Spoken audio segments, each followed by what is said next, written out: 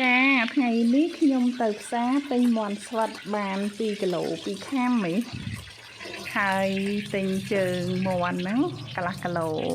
ជាងទៅហើយឈាមមាន់ហ្នឹងមកដុំទៅដើម្បីយកមកស្លការី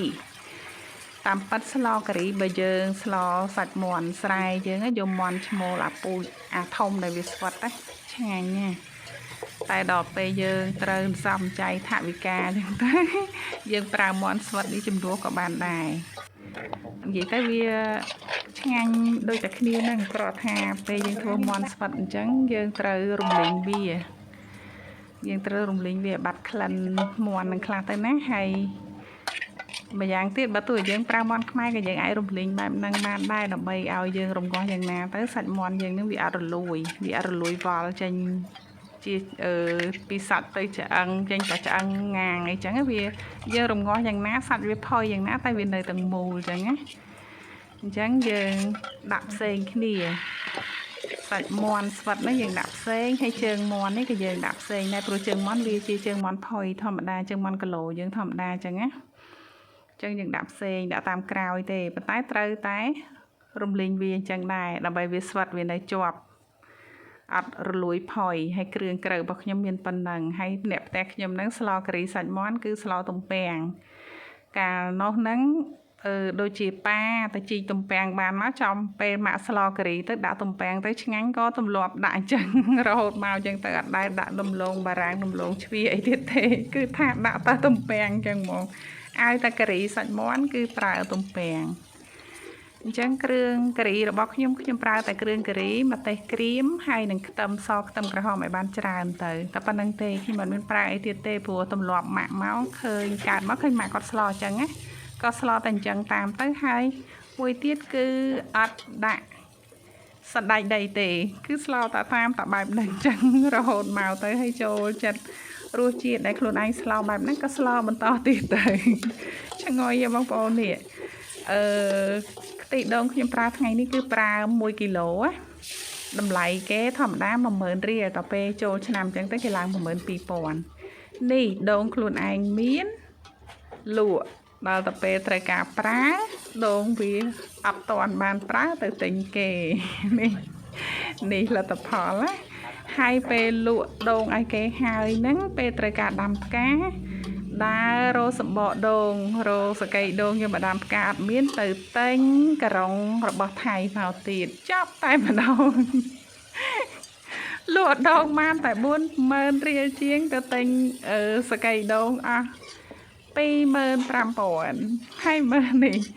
ប្រើខ្ទិះដូងតែ1គីឡូនេះអស់12000យីក៏ទៅអស់ថ្លៃលក់ដូងនឹងបាត់ហើយបើកុំលក់ដូងហ្នឹងទៅຕົកដូងហ្នឹងទៅវាចំណេញជាងឥឡូវគិតទៅអត់លក់អីប្រាប់ប្តីមិនបាច់លក់អីដូងគេមកទិញមិនបាច់លក់អីទោះវាមិនសូវមានផ្លែបានល្អអីដូចពីមុនឯកដែរຕົកយកសកៃដូងប្រើវិញអញ្ចឹងរបៀបស្លរបស់ខ្ញុំបន្តមកអញ្ចឹងណាពេលដែលវារៀងដាច់ទឹកហើយខ្ញុំចាក់ក្បាលខ្ទិះចូលធ្វើឲ្យទឹកសម្លយើងមានពណ៌ស្អាតអានេះជាក្បួនរបស់យាយប្រាប់ហើយយើងផ្សំគ្រឿងទៅខ្ញុំឲ្យតែប្រើសម្លគ្រឿងណាដាក់គ្រឿងដាក់អីចឹងគឺខ្ញុំប្រើស្ករត្នោតដាក់ស្ករត្នោតយើងចូលទៅតាមបន្ថែមមួយវែកទៀតណាព្រោះយើងត្រូវការភ្លក់ដែរឆ្នាំងធំអញ្ចឹងយើងស្លមួយឆ្នាំតែ2-3ដងអីទេ2-3ដងណាដោយសារគ្រួសារខ្ញុំថាចូលឆ្នាំខ្មែរក៏ការីភ្ជុំក៏ការីចូលឆ្នាំចិនក៏ការីសែនក្បាត់ទៅក៏ការីអ្នកណាថាពេលសែនគេមិនប្រើការីអីទេអញ្ចឹងណាណាថៃថាទៅតើថាមានពេលស្លោបានគឺស្លោឲ្យការីនឹងដោយសារចូលចិត្តញ៉ាំហើយមានកូនត្រៀតមួយនោះចូលចិត្តការីដូចម៉ាក់ដែរតាមពិតពីក្មេងមកខ្ញុំអត់ចូលចិត្តទេតែឥឡូវចូលចិត្តនេះដាក់ចូលចឹងមកក្តិចមើលណាក្តិចនេះគឺថាបើវារៀងផុយហើយអាចដាក់ជើងមាន់ចូលតែវាអត់តាន់ផុយទេអញ្ចឹងដាក់រំងាស់សិននេះស្លការីមកពេលនេះខ្ញុំខ្លាំងណាបងប្អូនស្លឆ្នាំងធំប៉ុណ្ណាណីដាក់ភ្លើងក្តៅកកុកហើយខ្ញុំថតម្នាក់ឯងស្លម្នាក់ឯងបានណាខ្ញុំសេរីជើងទូរស័ព្ទជើងដាក់ ទូរស័ព្ទនឹងតម្រាំតែត្រូវមិនងាយតែខ្ញុំសេរីចេះសេរីត្រូវបែបនេះហើយខ្ញុំថតញ៉ាំបាយញ៉ាំអីបានតែខ្លួនឯងមិនចាំបាច់ចាំកូនមកទៀតនេះអូមកពណ៌គេខ្ញុំអត់ចូលចិត្តរំលេងអាក្របក្រហមក្របអាខៈហ្នឹងដាក់ជាមួយខ្លាញ់ចាក់ចូលតាមក្រោយអីទេគឺថាឲ្យតែវារៀងទឹកបន្តិចយើងឧស្សាហ៍ច្រូចខ្ទិះចូលទៅឲ្យកូរទៅឲ្យដល់ពេលវារីងតិចទៅយើងកូរយើងច្រូចទឹកខ្ទិះថែមឲ្យកូរតាពីបេសាទៅការីយើងពណ៌ស្អាតហើយនឹងក្បួនយាយរត់គាត់ប្រាប់ឲ្យធ្វើអញ្ចឹងនេះចឹងណាដាក់ទំពាំងចូលទំពាំងនេះកាលពីទិញមកវា2គីឡូដែរ2គីឡូ2ខាំអីហ្នឹងឯងយើងបកសម្បកបកអីចេញទៅដឹងនៅប៉ុន្មាននេះដាក់មកវាអត់បានទំពាំងផ្អែមទេបើបានទំពាំងផ្អែមគេហ្នឹងវាផុយជាងហ្នឹងណា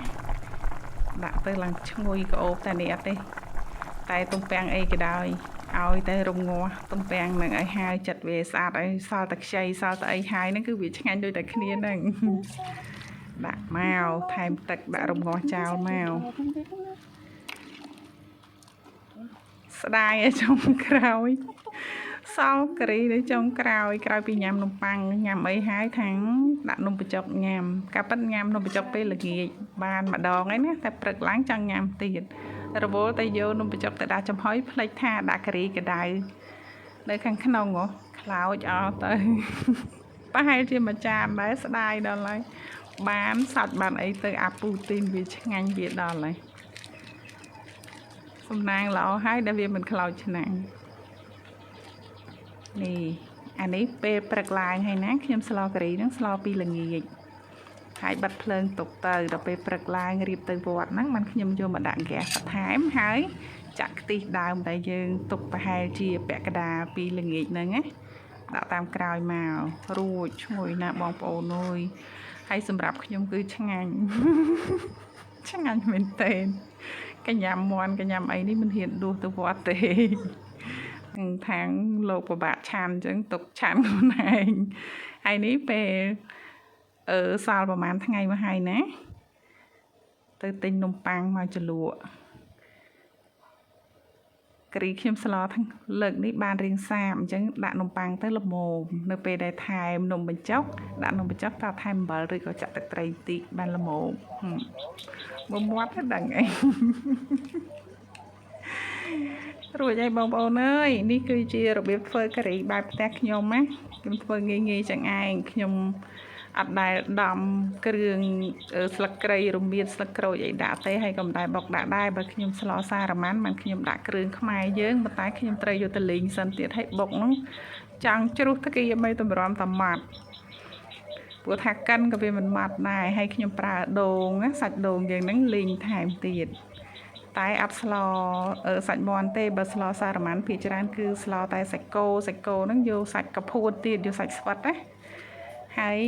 ក៏